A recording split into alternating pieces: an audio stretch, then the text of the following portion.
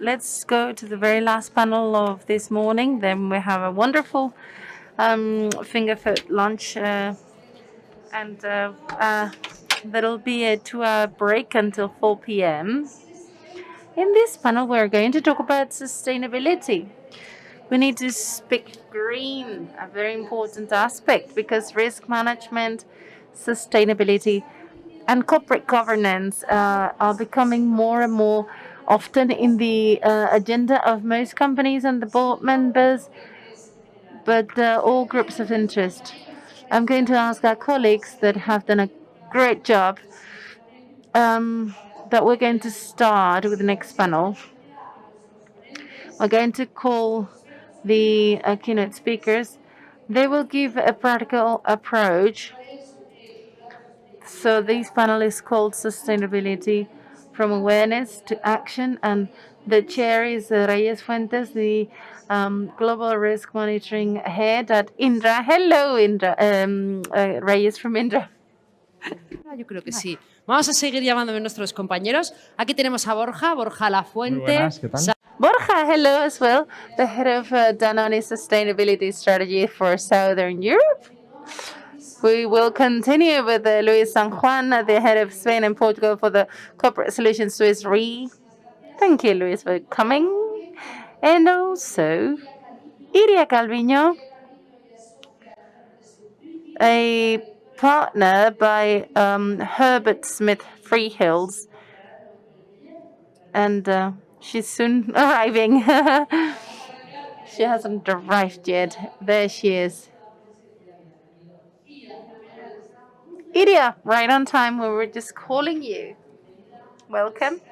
You can take the floor, and we will begin with the sustainability panel from raising awareness to action. In goes video.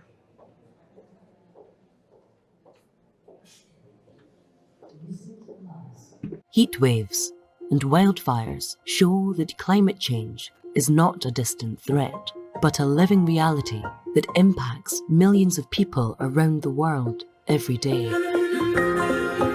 The latest IPCC report predicts we will most likely breach the 1.5 degrees centigrade global temperature rise in the next 15 years. This underlines the need to act even faster and together. We need collaboration across business, governments, and society to turn this around. With innovation, creativity, and saleable solutions, the private sector wants and can do even more to lead and drive change. The World Economic Forum's Alliance of Climate Leaders is a coalition of CEOs from around the world and from across industry sectors committed to delivering concrete climate action and innovations in line with the Paris Agreement. Muy bien. Pues muy buenos días a todos. Muchísimas gracias a AGERS por... Welcome, everyone, and I'd like to thank AGERS for this kind invitation. Thank you, Alicia, for these kind words and presentation. I'd like to pay my tribute to those work connecting from remote connections. We are very excited to be here on site. A year and a half ago, I stopped going to on-site events, so I'm very, very happy about it. And we are very pleased that this is held at AGERS, where we feel ourselves at home. Today we have a panel on climate change and how we have moved from raising awareness to action. We've started with an introductory video with some powerful, striking images.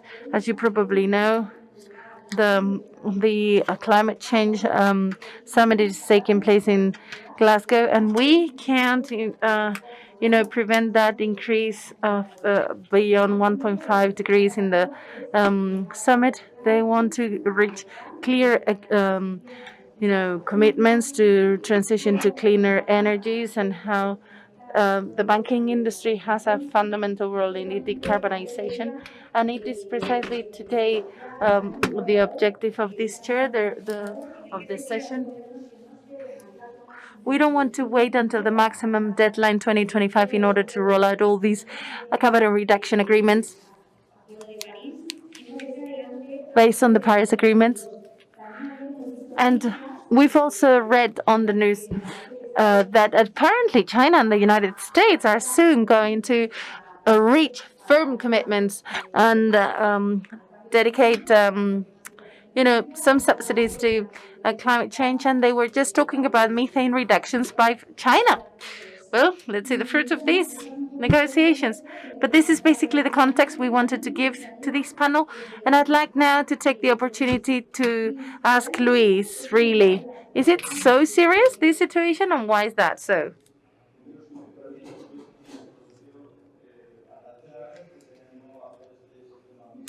Thank you, Agers, for organizing this hybrid session. There's a few faces I hadn't seen in 2 years. I also see some faces suffering with the ties I recognize. It is the first time I'm wearing a tie in 2 years. So this change in fashion wasn't that the bad thing. But after 2 years not speaking in public, you still, get nervous. So I wanted to just break the ice with these jokes. Now, regarding the question that you asked me, we're receiving a lot of information. Everyone is publishing some reports. In fact, I had some notes of the reports that had been recently published. I don't know to what extent they are updated because Reyes has published so much that it is overwhelming, this information. There's those denying it, others that are fully firm believers. But as far as I can, I'm going to try and give you some details and information about what we have seen recently and what Swiss Re is publishing on information. So I'm going to start giving you actual data for 2020. If you have any concerns, Swiss Re every year publishes a report on the catastrophic events on the previous year. And the figure in 2020 is that there was an economic damage of $202 billion in the world. This is 202 billion if we speak in. Out of which 190 correspond to nature-related events. The problem is not the quantity. It has its weight, but it's relative. The problem is that before you had a major event in 2025, then in 2011. The problem is by 2017, 18, and 2020, we have had events bigger than the previous ones. Not only the intensity is higher, but they are concentrated in time. And the comeback period is shorter.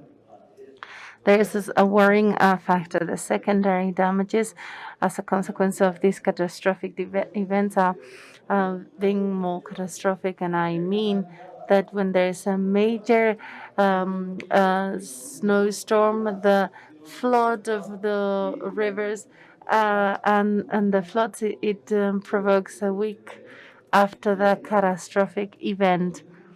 When you have suffered a hurricane, is not the damage on a refinery in the Gulf of Mexico or the entry of in the first coastline hotels, is that this provokes some floods 400 kilometers inland.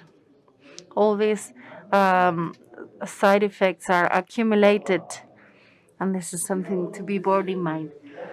If we talk about biodiversity, stop me if I'm overwhelming you with data. There's a million endangered species. 45% of natural ecosystems have been destroyed. This is not going to affect us tremendously if we live in urban cities, but if we transform this into money, 55% of the global GDP, it is highly correlated with natural ecosystems.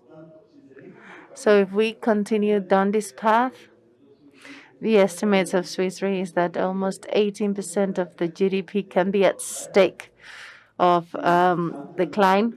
if by 2030 no actions are taken. That's how much this is having an impact in Glasgow's conference.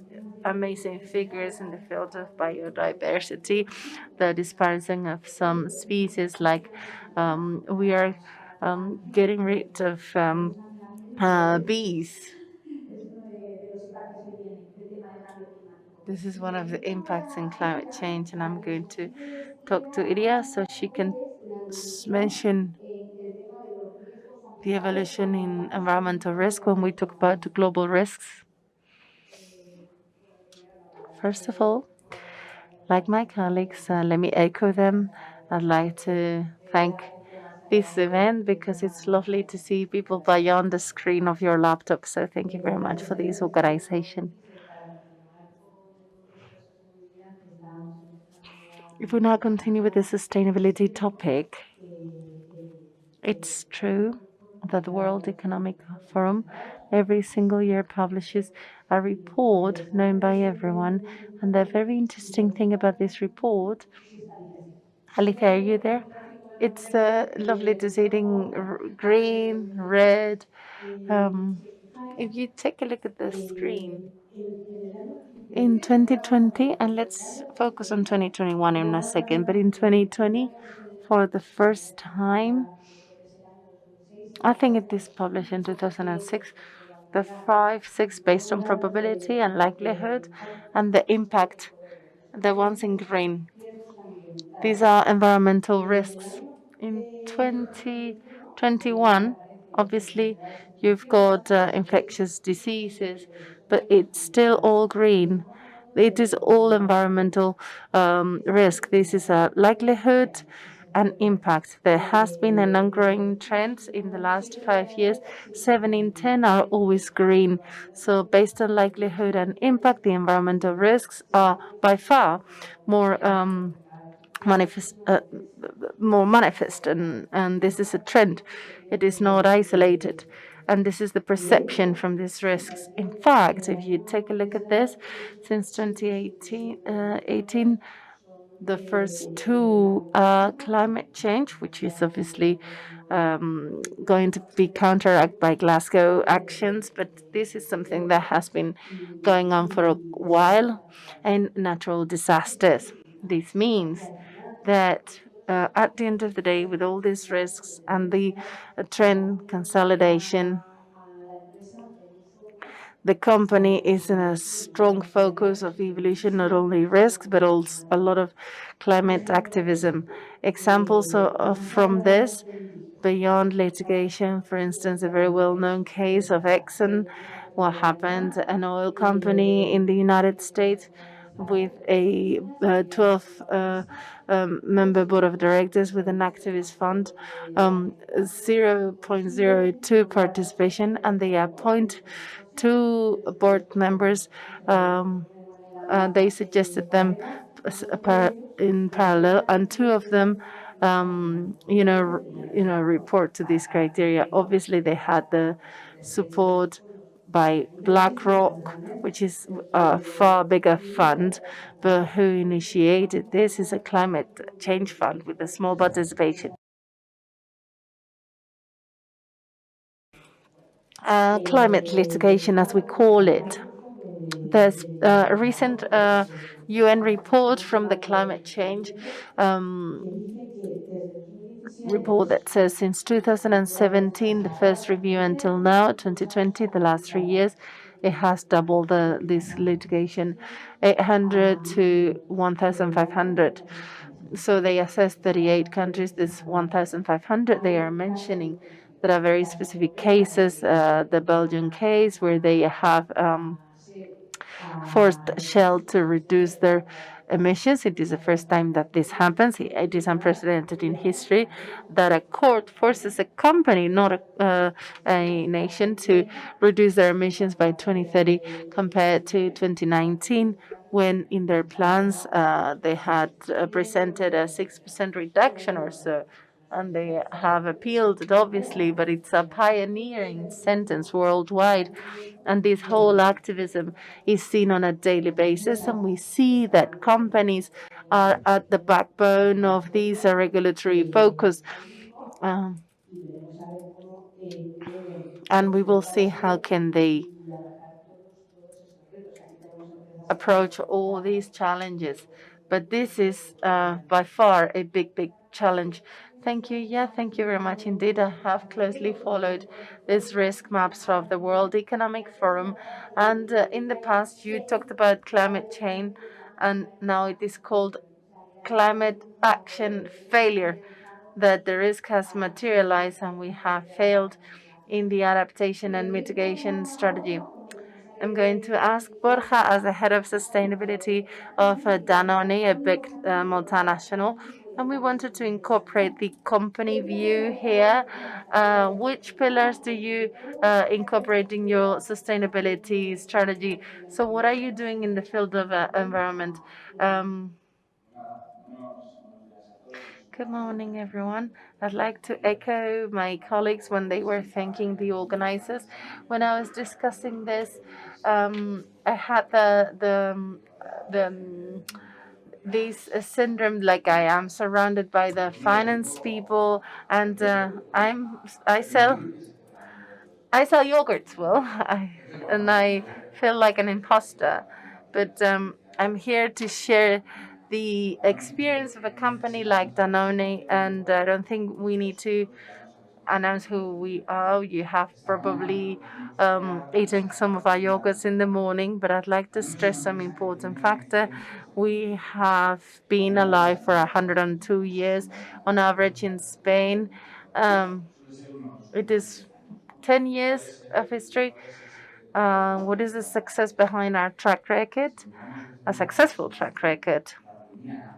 From Darwin's perspective, those that survive, those are not the most resilient, the fastest or strongest, but those that adapt faster to the changes provoked by the society. And on the day-to-day basis, we just undergo different changes that are coming from three separate ways. A, because it is imposed by the Spanish official gazette. Two, because of a decline in your revenue. And three, because of a strong personal conviction. If we take a look at the first one, we have been living a moment in which every morning when we read the official gazette in Spain, we see that we almost have a heart attack because of the enormous regulatory pressure. A few weeks ago, Garzón talked about the advertising about children. So a waste law is imposing certain very aggressive goals that are almost unreachable. And if they can be reached, there is an impact on your P&L, and therefore your bottom line is heavily affected. So from consumers' point of view, official gazette is replaced by Twitter and Instagram, a company disposing plastic in the market, macro farms, you're contaminating a lot. So we say, okay, here we have another problem. Danone is a company that has these deeply rooted within itself. Our general manager in May 68, they said that the commitment of Danone starts at the factory's gates. We have fully mapped the risks and how can we build and what are the pillars behind our sustainability strategy. I'm going to talk to you about some of them in that very famous analysis in very complex charts where they present all the problems that affect our society around us and our company. We need to find the priorities. I'm going to talk to you about four. The first one that has to do with CO2 emissions, and I'm going to drop you a headline. 50% of the CO2 emissions of a company like Danone have its origin in the cows. If you want to continue selling yogurt, we can't really avoid this. You can't kill the cow because it gives you milk, and this is because of the ruminant aspect of cows. People think that becoming a carbon neutral company has a lot to do with going to Tanzania to buy carbon credits, and because it's like the rich or well off to give a penny to the homeless. So this are the organism, the organism. Let's say, first of all, you need to know where you are to try and make everything you can in order to reduce. And this is how we work, investing in our ecosystem, our farmers offering better feeding stocks so the purines are less aggressive, so we can generate more sustainable farms. Then logistic fleets, transportation, and especially a very important winning horse in packaging, because from a very emotional angle, we all find it terrible when we find plastic on the beach. From a rational angle, it is dreadful.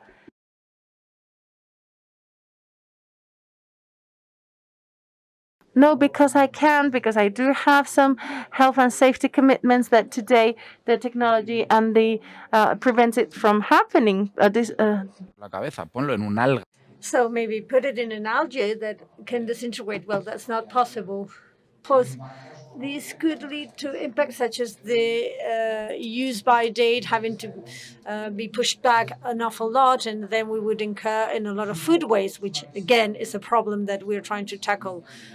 So it's a bit short-sighted when you talk about sustainability to focus on the bit of the supply chain that you work on, but you need to be more holistic. We've talked about value chains and packaging and farms, the source of our raw materials. Spain is a country, generally speaking, with an aging population, and we see this in the farms. 1 out of 3 farmers that has cows is older than 65. So how do we guarantee our raw material supply with something as important as milk with such an aging farming or farmers population?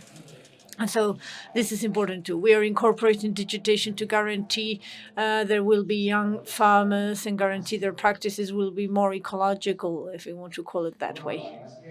And also, there are other issues that we need to focus on, food waste, for instance.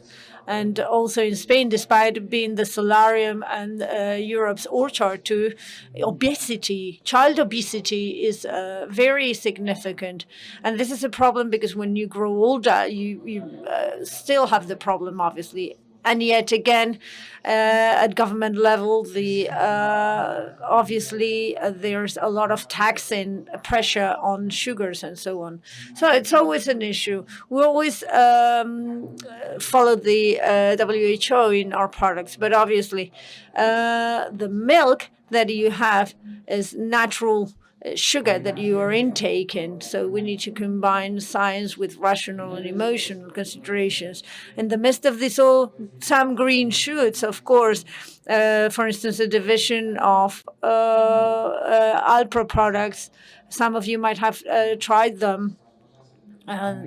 These are plant-based products, and this makes us have to really get our act together in regenerative agriculture, recuperation or recovery, rather, of biodiversity, carbon recovery, because we not only want to be carbon neutral, but actually positive, given more than we take away from nature in a context where there's a lot of, or a deep sense of urgency, even of rush, and this is impacting us all along the lines of what's being discussed in COP26. Have I taken too long? No, don't worry. Plus, we have 15 plus additional minutes from the previous panel. So thank you. Thank you for sharing all that Danone is doing to fight climate change. You've said something that is interesting, that you have a heart attack every time you open the official publication of the government. And yes, the regulatory environment is very confusing for us all, particularly those of us who are not lawyers. So Iria, since you are here, could you give us a few broad strokes to explain this very complex world? What is it that we have and where are we heading towards? Because Europe is working on regulation a lot. So tell us, clarify, please. Yeah, I love that expression. I get a heart attack every time you open the official government publication. Right. Sustainability as a concept is something that's been around for long years. It was very much focused on environmental issues. Now we're talking about ESG, so it's broader, 3 different pillars: environmental, social, and governance pillars now. And environmental regulation started long ago too. It is true that it was focused on specific industries, packaging, waste, wastewaters, PPTs, certain materials, and so on. But in 2015, with the big international agreements, the SDGs, for instance, for 2015, 2016, the COPs, now we are on COP26. That's when the craziness in regulatory terms starts worldwide. And of course, Europe is leading the way in terms of regulatory changes. That is true. And so it is becoming also a source where others come, other countries, other continents. And so this European regulatory path, after the big agreements, is so huge as an endeavor that it cannot be summarized. But there are lines of action, sustainable finance and the impact plan.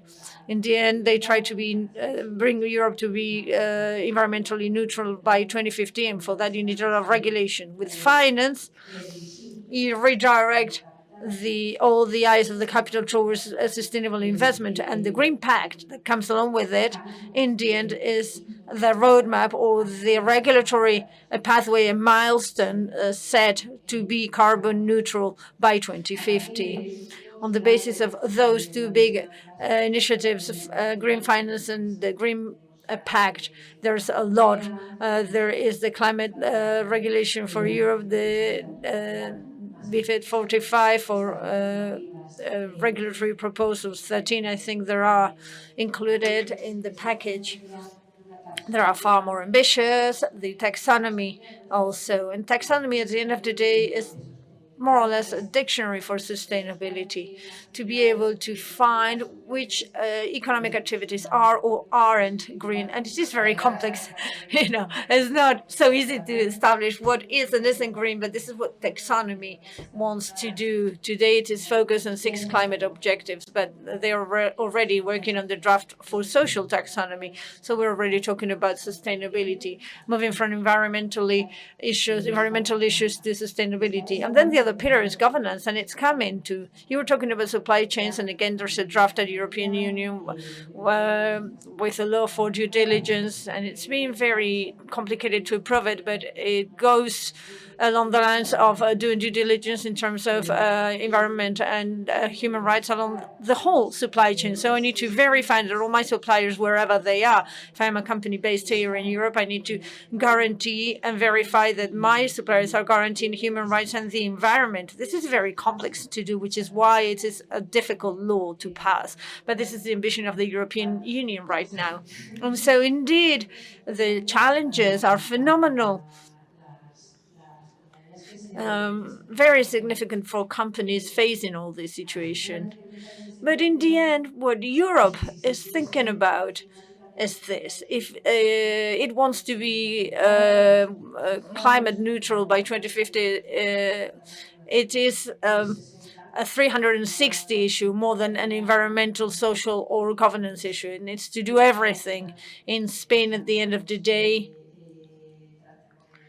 We have a climate change law. We're transferring all the European legislation, trying to even take on in some areas the leadership role, and there is a solid commitment with all the plans to manage to reach climate neutrality, and we're really working hard for it.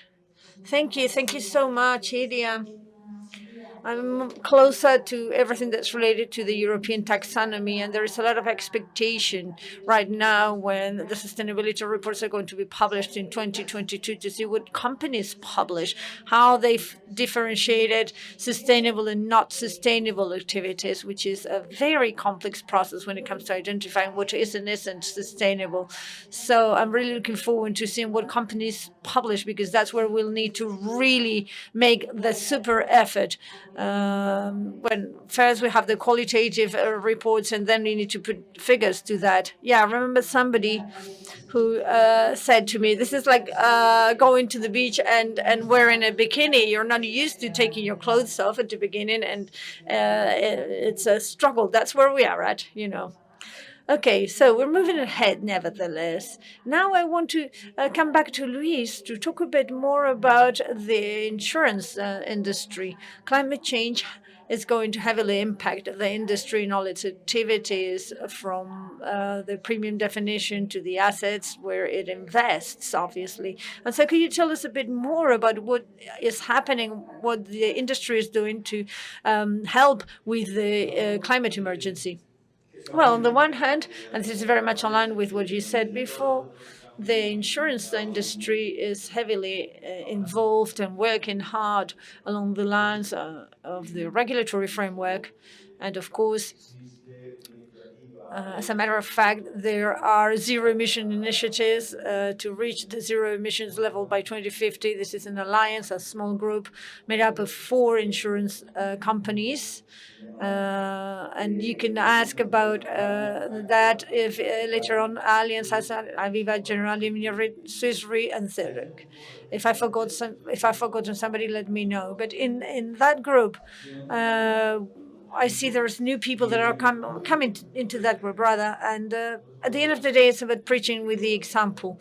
We're part of the whole society. We're embedded in society in all its aspects. And so the insurance industry needs to work when it comes to raising awareness and conveying the message. And this is what we're working on. Beyond that, there is a second significant role for the sector, for the industry, that people forget about. And it is this. The industry is a gigantic institutional investor, and increasingly so, sustainability criteria are being applied when it comes to investing. And so we see the phenomenal investment in recent years in renewable energy with the support of the insurance sector. So in those two pathways, preaching by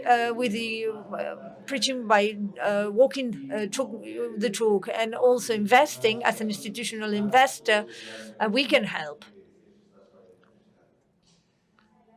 And beyond that institutional role, what products and services are you offering specifically? That's difficult because the variety is huge. There are campaigns that have been launched for quite some time now, very much embedded in the sector by now, for instance, not supporting or accepting risk transfer from installations that use fossil fuels massively. To reassure started with that campaign, and slowly but surely the rest of the industry has aligned itself with this, and the big coal consumers are struggling to get a response from the insurance industry. This doesn't mean we don't want these people to work.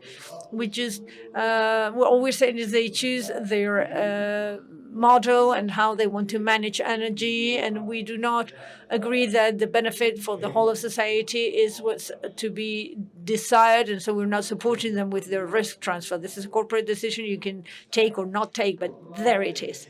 Recently also, we are beginning to see products where it's been announced that, for instance, Mars recently came out with a communique saying they were working on a DNO specific product, where specifically they would consider the ESG criteria developed by the company and the impact that would have on the DNO insurance, particularly linked to the reputational risk, I presume, that could ensue.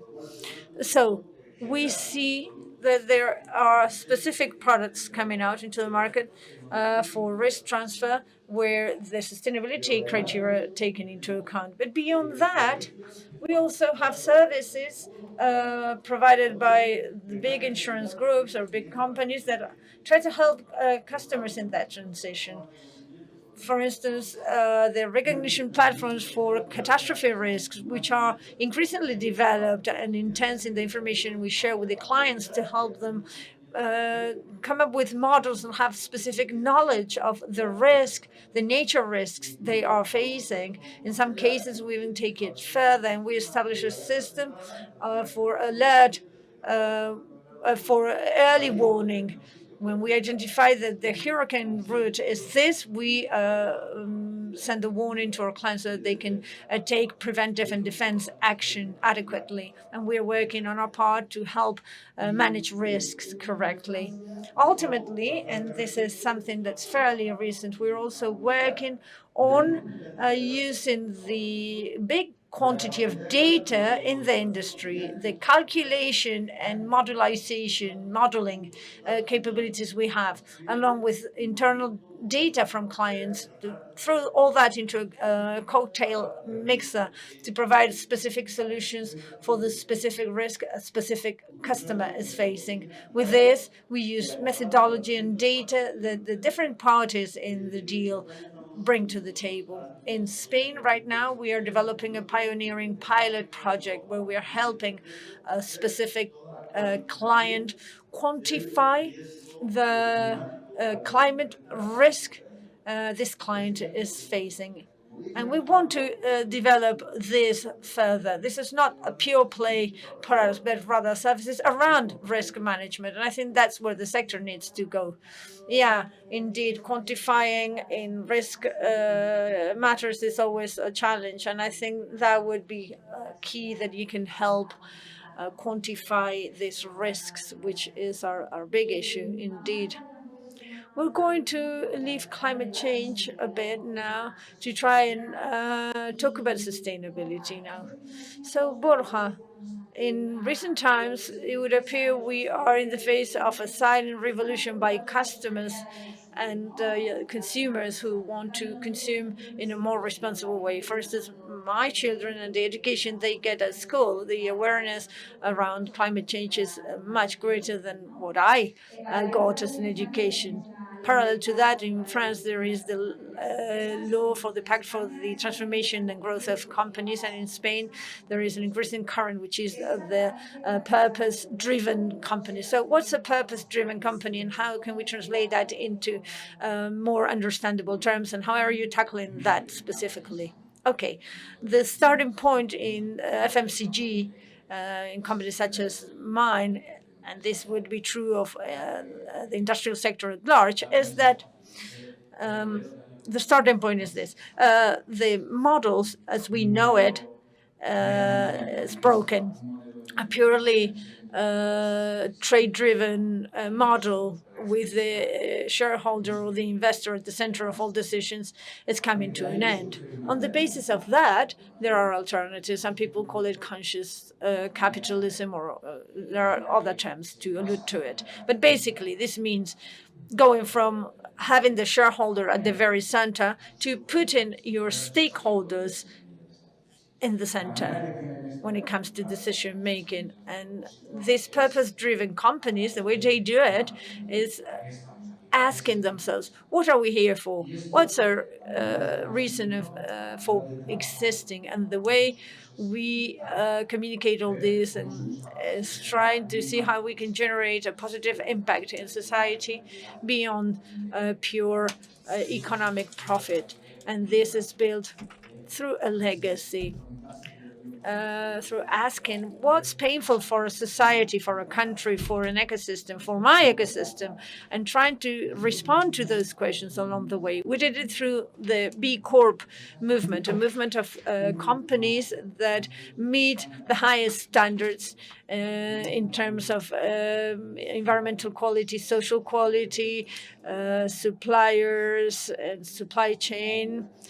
You mentioned a law, and there's also the food supply chain law in Spain. And so we are really under a lot of scrutiny when it comes to how we deal with suppliers. And this is not going and getting the car checked up every year in the face of a European organization, but rather to bring this philosophy to the center of your daily decisions. In the end, this is a bit what we were saying, the purpose, the impact we want to generate, positive impact, needs to be the Northern Star in all we do. For instance, let me give you an example. We had a children's product, my first Danone, a product that children would eat because it was sweet. It had sugar in it. And our kids' reformulation policy decided that we would take sugar out of that product. So it's not very good. It's pretty bad with sugar. Imagine without sugar. I don't know if any of your children have ever had it. It's not very tasty. But since children do not know better, the poor things, they eat it. But of course, taking the sugar out, the sales dropped significantly. What did we decide to do? Do we reformulate with sugar and we sell more, or do we stay where we are? So if you look at this in the context of being consistent with your mission, you make a decision. We left it as is, and sales are not as good as they used to be, but fortunately there's other alternatives and other products. So it is good for people to really take on this paradigm shift and to promote this paradigm shift. In France, with the PACT law, they are incentivizing. In Spain, there's movement also.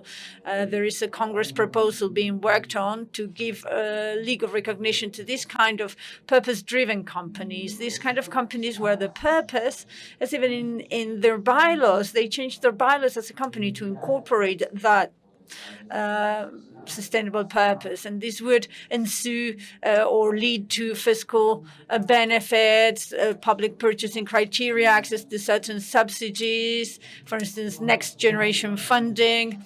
And this is not something we're just inventing out of the blue. It works in the States, it works in Italy, the benefit corporations, for instance. It works in Latin American companies too, and it exists. So at the end of the day, this is going to be significant and important because we not only live off the Activia consumers, which are more senior, we also live of the millennials, the famous millennials who are 40 by now, by the way. But this Z generation, that are our children who are really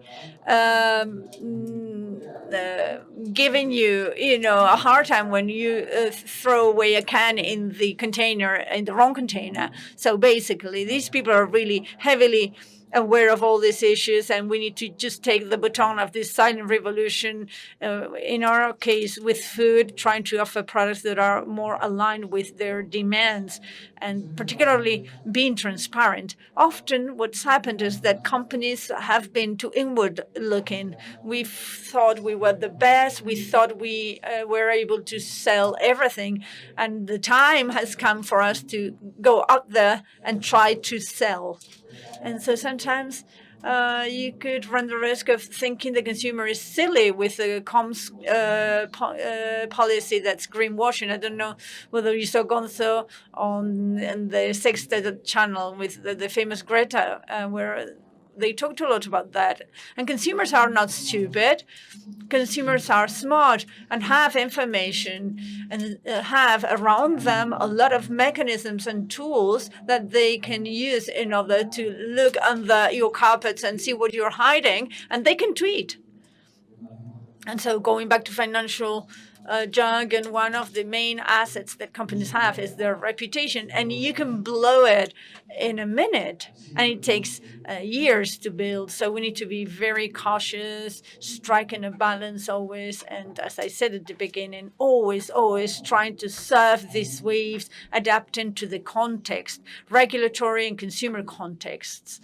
And right now, what they are demanding from us, what citizens want in the Fridays for Future, with those banners, they want changes in the way we produce, and they want changes in the way we consume as societies. I simply wanted to say that, yes, I agree there is a paradigm shift for many reasons, but it is also true that when we now talk about business purpose, indeed, there's been a phenomenal change. Let me give you two specific examples. In 2019, the Business Roundtable, the association of the 200 CEOs of the biggest companies in terms of stock exchange capitalization, along the lines of the Friedman series, they suddenly say the purpose of a company is not generating value for shareholders, but rather they also need to generate value for all the stakeholders. That's stakeholders is the new flavor of the month word, not so new anymore. But if two CEOs from the top 200 US companies say that, that's good, even though we'll see what happens because, of course, it took some effort to change their declaration. But now from West, they need to move on to action. And also Davos changes its declaration, speaking about the fifth industrial revolution and purpose-driven companies. And they basically say exactly what the American Association, the Business Roundtable were saying, that the purpose of a company is no longer generating value for shareholders. Not only that, of course, they need to generate value for shareholders, but they also need to generate value for their employees, for the communities they live in. They need to generate value for consumers, clients, and so on. And so it is absolutely true that the paradigm shift is there. And what that brings, because I'm a lawyer, I can't help but saying this brings a very interesting legal debate within companies, within boards of directors. And you were talking about D&O insurance a minute ago, of course. And this brings the question of whether we can reduce the premium or not because of the adoption of ESG criteria. Also, whether there are liabilities if you do not meet your obligations, even if it isn't written or set in stone officially. It's a very interesting debate, but there's been indeed a significant paradigm shift. I agree, and I would like to also mention that, and I've been doing risk maps for many years, and so back in the day, the typical question would be, what are the risks that would keep you from reaching your goals as a company, your business goals? This has become completely obsolete by now. Now the question is, what are the risks that keep you from reaching your impact goals in the face of or vis-a-vis your stakeholders? So we're not only talking about shareholders, but also the other stakeholders and the risks involving other stakeholders beyond shareholders. So this has been really a paradigm shift. Let me just finally ask you all a question. What do you think future companies will look like? And even if we hear this is very dramatic, the question is, what's the future of the planet? What's the future for the people in the planet? Luis? Well, honestly, I have no idea. I don't know. I could not guess. Of course, there are many changes. The underlying philosophy is changing. The society as a whole is moving. And we need to wait and see how this shareholder paradigm shift impacts on everything else, and for that transformation, I will stand in awe like everybody else, because the speed of adaptation is probably what's going to leave out of the market the slow ones, and in the market those who can move at the right speed. But this is a terribly tricky question. Okay, Borja, how about yourself?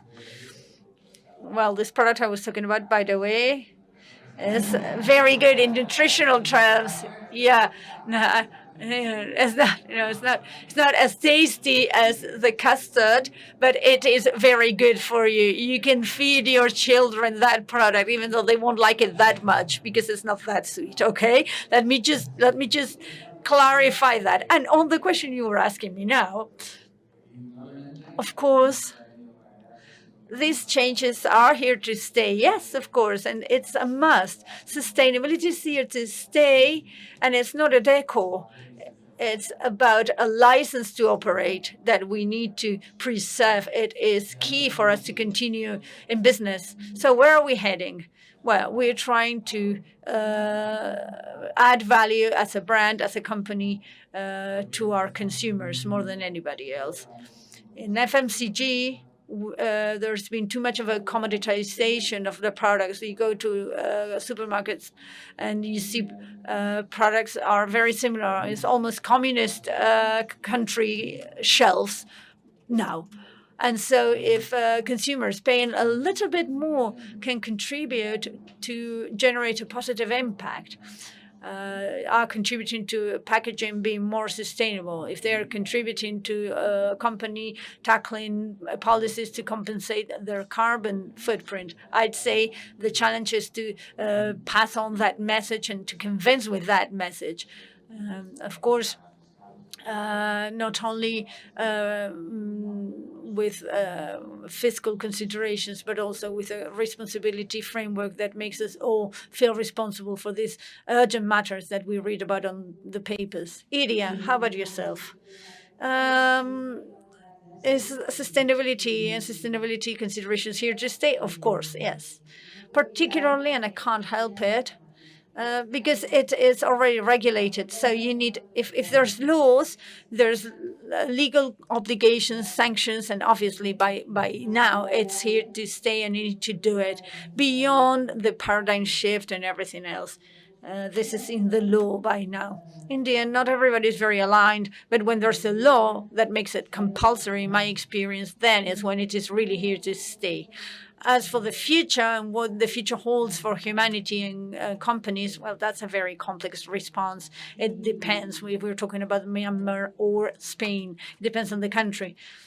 And yeah, companies are sustainable in the future, but it is difficult to guess what's going to happen, but I do trust we'll manage to make the world more sustainable. Okay, thank you. Thank you so much, Luis, Borja, Iria, for your participation.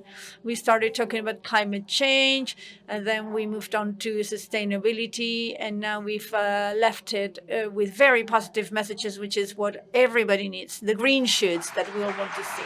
Thank you.